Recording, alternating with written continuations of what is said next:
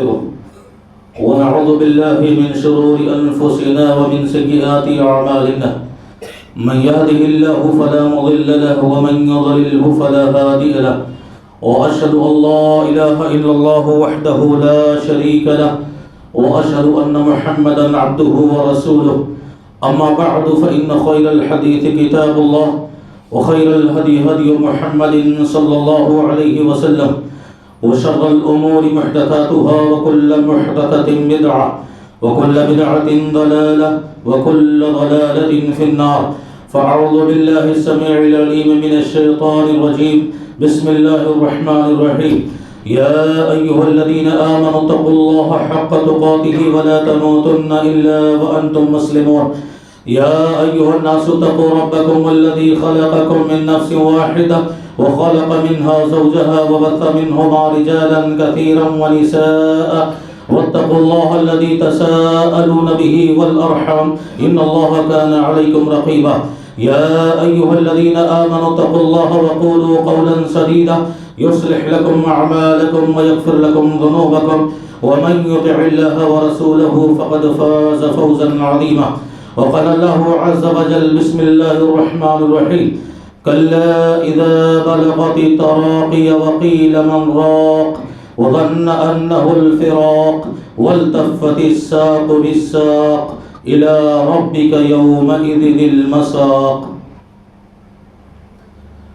سب سے پہلے تمام قسم کی حمد و ثنا بڑائی کبریائی اور بزرگی اس اللہ عز و جل کے لیے لائق و زیبا ہے جس نے ہمیں اور آپ کو اس دنیا کے اندر پیدا فرمایا. بے شمار درود و سلام نازل ہو تمام نبیوں پیغمبروں اور رسولوں پر، خصوصاً تاجدار مکی و مدنی احمد مصطفیٰ محمد مصطفیٰ صلی اللہ علیہ وسلم پر.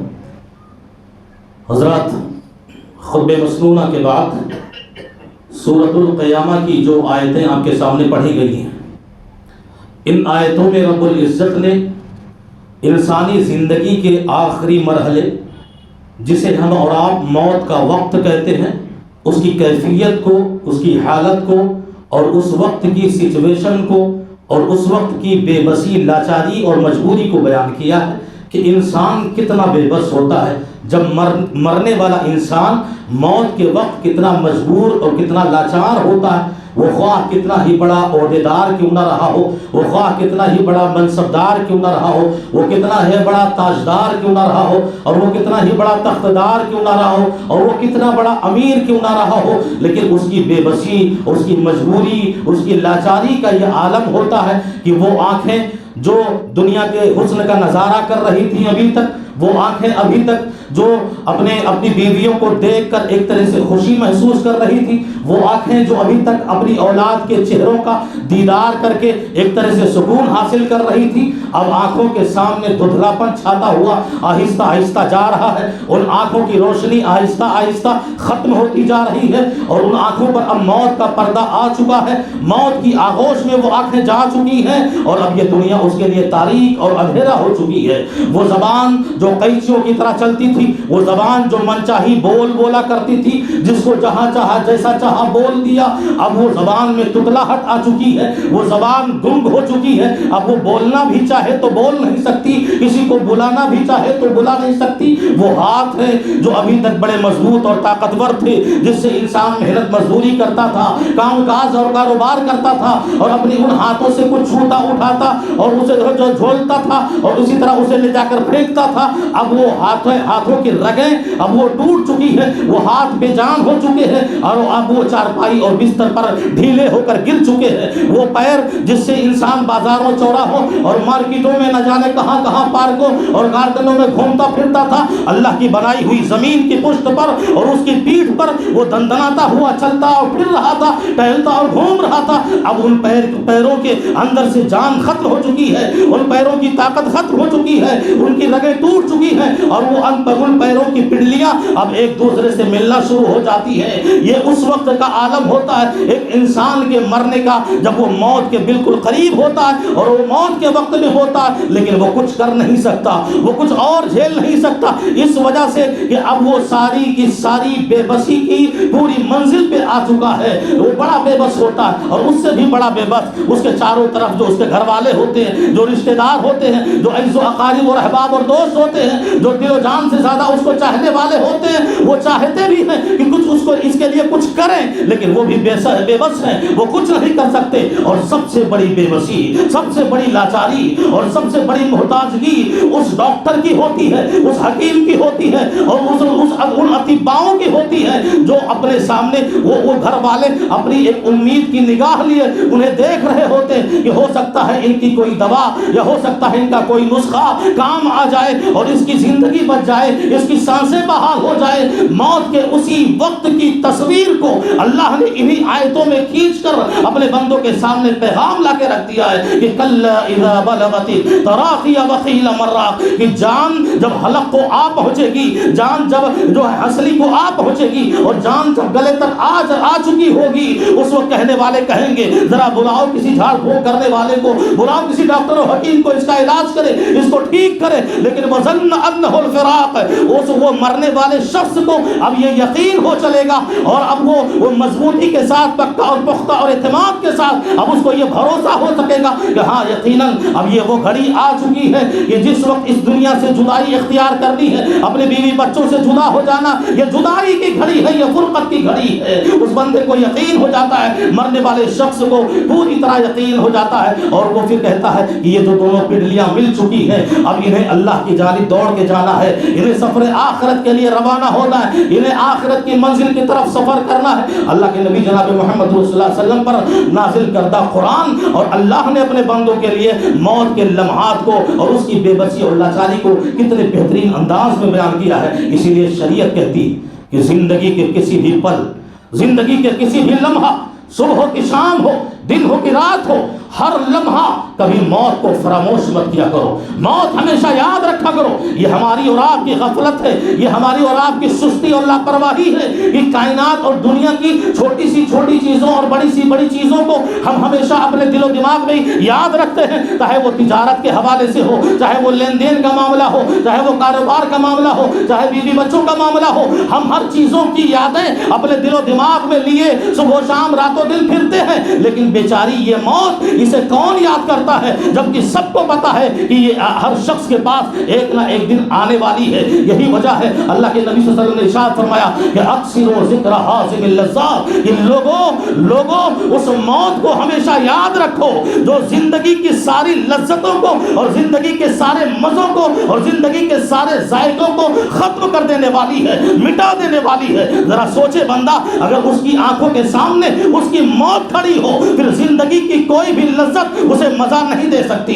اگر انسانوں کے سامنے اس کی اپنی موت کھڑی ہو تو پھر زندگی کی کوئی چیز سے وہ لطف نہیں اٹھا سکتا ہے. یہ موت ایسی چیز ہے، یہی وجہ ہے اللہ کے نبی جناب محمد رسول اللہ علیہ وسلم پر نازل کردہ قرآن موت کی کیسی ہمیں یاد دلاتا ہے کہ زندگی کا وہ لمحہ، زندگی کی وہ گھڑی جو سب سے خوشیوں کا لمحہ ہوتا ہے، سب سے خوشیوں کی گھڑی ہوتی ہے. شادیوں کے موقع پر چھوٹا ہو کے بڑا سبھی خوشحال نظر آتے ہیں اور خوش نظر آتے ہیں. خطبہ نکاح کے اندر جو آیتیں پڑھی جاتی ہیں ان آیتوں میں سے ایک آیت کو اللہ نے موت کے حوالے سے بیان کیا، اتقوا اللہ حق تقاتہ ولا تموتن الا وانتم مسلمون. اے دولہا تم بھی سنو اور اے دلہن تم بھی سنو اور نکاح کی مجلس میں شریک ہونے والے تم سب لوگ سنو. اتقوا اللہ حق تقاتہ، ہمیشہ اللہ سے ڈرتے رہو جیسا اس سے ڈرنے کا حق ہے، اور یاد رکھو کہ تمہاری موت اس حال میں آئے کہ تم مسلمان رہو. اللہ اکبر. خوشیوں کے اس مرحلے پر بھی اللہ نے اپنے بندوں کو موت کا پیغام دیا ہے اور موت کی یاد دلائی ہے. یہی وجہ ہے کہ اللہ کے نبی جناب محمد رسول اللہ صلی اللہ علیہ وسلم نے ارشاد فرمایا کہ موت کی بڑی سختیاں ہوتی ہیں، موت کے وقت جو بے قراریاں ہوتی ہیں، جو شدتیں ہوتی ہیں، جو الجھنیں ہوتی ہیں، جو پریشانیاں ہوتی ہیں، یقین جانو کوئی انسان ان سختیوں کو بیان نہیں کر سکتا، اس کی زبان نہیں بتا سکتی، اس لیے کہ وہ ان تکلیفوں کو جھیلنے کے بعد اس دنیا سے رخصت ہو جاتا ہے، پھر واپس آ کر کے وہ کسی کو بتاتا نہیں کہ ہاں موت کے وقت میں ہم نے کتنی سختیاں جھیلی ہیں۔ یہ تو پیغمبر صلی اللہ علیہ وسلم کی زبانی ہمیں اور آپ کو موت کی سختیاں کیسی ہوتی ہیں اس کا پتہ چلتا ہے۔ اللہ کے نبی صلی اللہ علیہ وسلم نے ارشاد فرمایا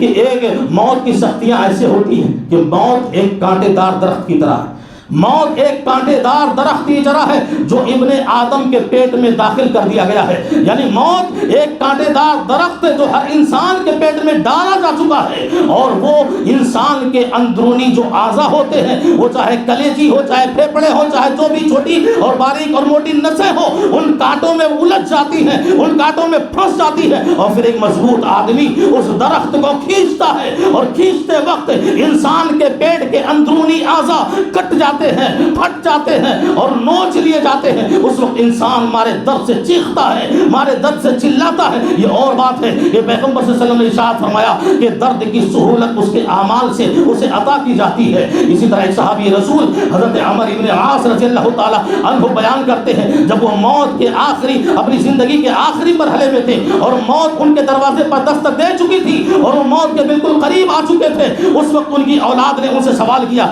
ابو جان یہ بتاؤ اس وقت آپ کیا محسوس کر رہے ہو، آپ کو اس وقت کیسا لگ رہا ہے؟ حضرت عمر ابن عاص رضی اللہ تعالی عنہ کہتے ہیں، میرے بچوں، میرے بٹوں، میرے بیٹوں، موت کی سختیاں تو میں اپنی زبان سے بتا نہیں سکتا، موت کی پریشانیاں میں اپنی زبان سے بیان نہیں کر سکتا، اور میں تو کیا کوئی انسان بیان نہیں کر سکتا، لیکن ہاں اس وقت جو میں محسوس کر رہا ہوں وہ تمہیں بیان کر سکتا ہوں۔ یہ ایسا محسوس ہو رہا ہے کہ جیسے ردما اور تہاما جو دو عظیم بلند و بالا پہاڑوں کے نام ہیں، آج وہ میرے دونوں کندھوں پر لا کر رکھ دیے گئے ہیں اور اس کی بوجھ سے میں دبا جا رہا ہوں، میں تکلیفوں سے دوچار ہو رہا ہوں، اور یوں محسوس ہو رہا ہے کہ جیسے زمین اور آسمان دونوں آپس میں ایک دوسرے سے مل رہے ہیں اور میں اسی کے درمیان پستا ہوا جا رہا ہوں، اتنی درد ہو رہی ہے، اتنا تکلیف ہو رہا ہے۔ اے میرے بیٹوں، موت کی یہ سختیاں ہوتی ہیں جسے زبان حال سے بیان نہیں کیا جا سکتا۔ اور آپ ذرا دیکھو کہ اور تو اور انسان کوئی بھی ہو دنیا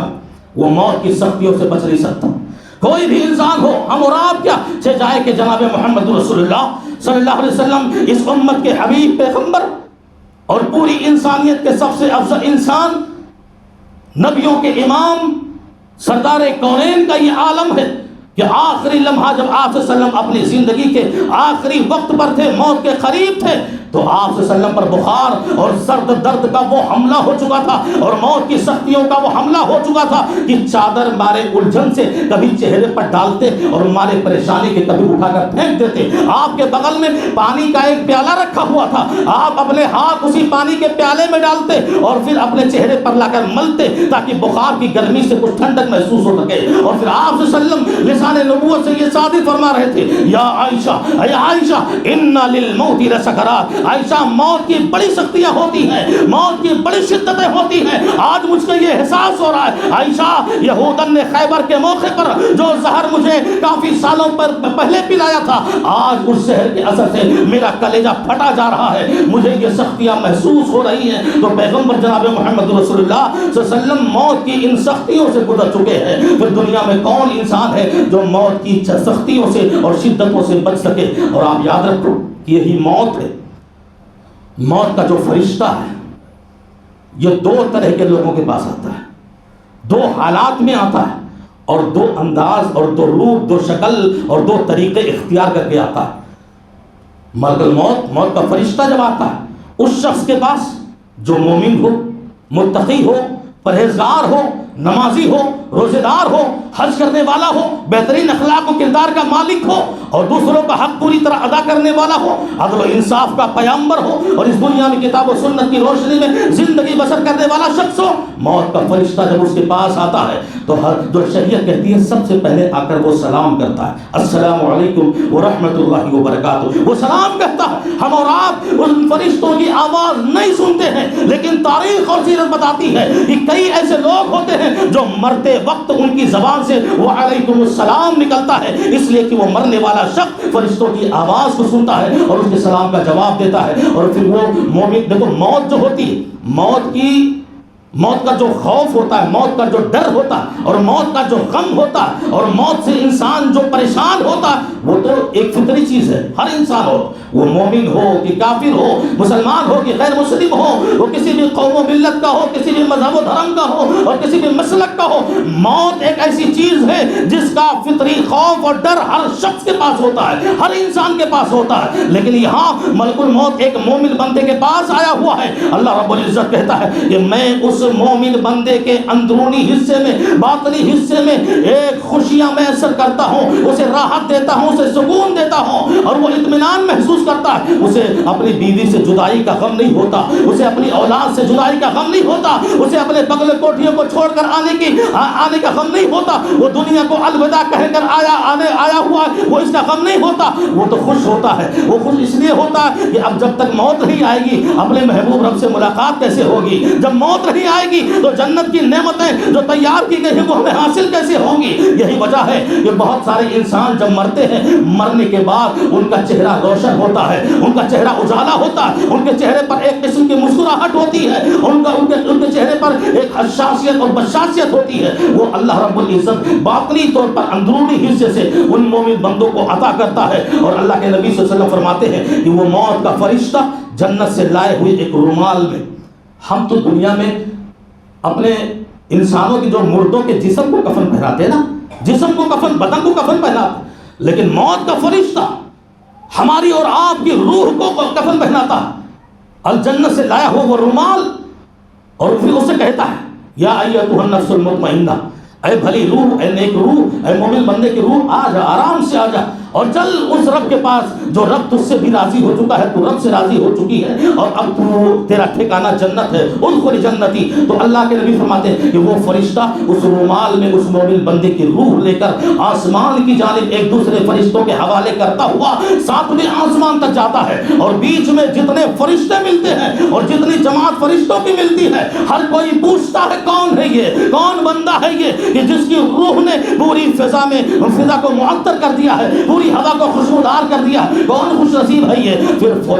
فلاں باقاعدہ فرشتے اس بندے کا نام بتاتے ہیں، یہ فلاں ایک بندہ ہے، مومن بندہ ہے، اور پھر لے جاتے ہیں 7ویں آسمان پر، اور علیین کے اندر اس کے نام کو درج کر دیا جاتا ہے اور جنت کے اندر داخل کر دیا جاتا ہے. اس کے خلاف، اس کے برعکس وہ انسان جو ظالم ہوتا، جو کافر ہوتا، جو منافق ہوتا، جو بدخلق ہوتا، جو جھوٹا اور مکار ہوتا، جو دوسروں کو حق مارنے والا ہوتا، جو بے ایمان ہوتا ہے اور اس دنیا کے اندر اللہ سے بغاوت کرنے والا ہوتا ہے، رسول کا منکر ہوتا ہے اور وہ کتاب و سنت کے خلاف چلنے والا ہوتا ہے، ایسے شخص کے پاس جب موت کا فرشتہ آتا ہے، موت کا فرشتہ آتا ہے، تو جانتے ہو حال کیا ہوتا ہے؟ اس انسان کی روح اپنے ہی انسان کے جسم کے اندر چھپنے لگتی ہے، بھاگنے لگتی ہے، کیوں؟ وہ جانا نہیں چاہتی، اس لیے کہ اسے پتا ہے کہ موت کا فرشتہ مجھے لے گیا، یہ قبر کے عذاب سے دوچار ہونا پڑے گا. موت کا فرشتہ مجھے لے گیا تو پھر اللہ کے عذاب کا سلسلہ، ایک لمبا سلسلہ شروع ہونے والا ہے. وہ انسانی جسم میں بدروح جو ہوتی ہے، برے انسان کی جو روح ہوتی ہے، وہ بھاگتی ہے اور چھپتی ہے اور نکلنا نہیں چاہتی. لیکن کافی دیر کے بعد جب موت کا وقت اور موت کی گھڑی قریب آ جاتی ہے اور لمحہ بالکل قریب آ جاتا ہے، اور اس بری روح کو اب یہ یقین ہو جاتا ہے کہ یہ فرشتے جب تک ہم کو نکالیں گے نہیں، وہ یہاں سے جائیں گے نہیں، تو چاپلوسی کرتا ہے. یہ روح چاپلوسی کرتی ہے. جیسے آج دنیا میں بہت سارے لوگ چاپلوسی کر کے بھی زندہ کاروبار چلاتے ہیں، یہ روح بھی چاپلوسی کرے گی، فرشتوں سے کرے گی، ملک الموت سے کرے گی، اور پھر اللہ سے کہے گی. سورہ مومنون میں اللہ نے اس کا نقشہ کھینچا، قال رب ارجعون لعلی اعمل صالحا فیما ترکت کلا انها کلمۃ هو قائلها ومن ورائهم برزخ الى یوم یبعثون. وہ بدروح کہتی ہے کہ پروردگار بس مجھے تھوڑی دیر کے لیے اور مہلت دے دے، تھوڑی دیر کے لیے اور مہلت دے دے، میں واپس دنیا میں چلے جاؤں، جو بینک بیلنس کیا تھا اسے خیرات کر کے آ جاؤں، نمازیں پڑھ کے آ جاؤں، روزے پڑھ کے آ جاؤں، اور نیکیاں کر کے آ جاؤں، اچھے لوگوں میں سے شمار ہو کر کے آ جاؤں. اللہ فرمائے گا کلا انہا کلمۃ هو قائلها، میرے پیغمبر نے تیرے بیچ آ کر یہ بتایا تھا کہ موت کا فیصلہ اٹل ہے، قانون ہے. اذا جاء اجلها لا يستقيمون ساعة ولا يستأخرون. یہ موت کی گھڑی آ گئی تو ایک سیکنڈ کے بھی تمہیں آگے پیچھے مہلت نہیں دینے والی ہے. یہ تجھے پیغام دیا جا چکا تھا، اب تیرا وقت ہو چکا ہے، اب تجھے اس دنیا سے جانا ہے. اور پھر وہ بدبودار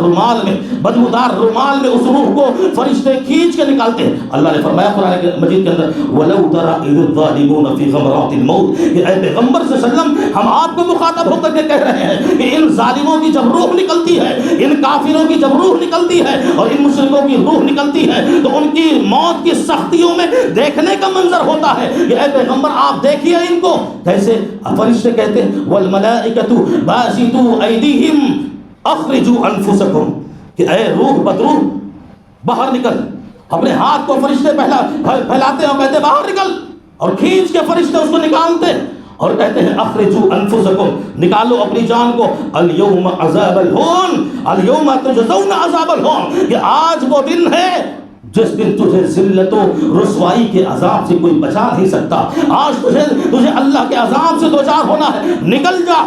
آپ جانتے ہیں اتنی سختیوں کے ساتھ نکالی جاتی ہے وہ برے انسان کی روح کہ پیغمبر صلی اللہ علیہ وسلم فرماتے ہیں کہ جیسے کوئی کپڑا، سوتی کپڑا، کاٹن کپڑا ہو اور کانٹے دار درختوں پہ پھیلا کے اسے کھینچ لو، جیسے اس کپڑے کے دھاگے الگ الگ ہو جاتے ہیں، ایسے اس انسان کی، اس برے انسان کی روح جو فرشتے نکالتے ہیں اس کی رگیں ایسے ہی پھٹ پھٹ کے الگ ہو جاتی ہیں، کٹ کٹ کے الگ ہو جاتی ہیں. اتنی سختیوں کے ساتھ اس کی روح کو نکالی جاتی ہے اور پھر آسمان کی جانب لے جایا جاتا ہے. سارے فرشتے لعن و ملامت کرتے ہیں کون ہے یہ جس کی روح نے پوری ہوا کو گندا کر دیا اور پھر لے جا کے اسے سجین کے اندر داخل کر دیا جاتا ہے. میرے بھائی اور دوستو یہ موت کے لمحات ہیں جس کے بارے میں اللہ نے فرمایا کل نفس ذائقۃ الموت. کوئی بھاگ نہیں سکتا.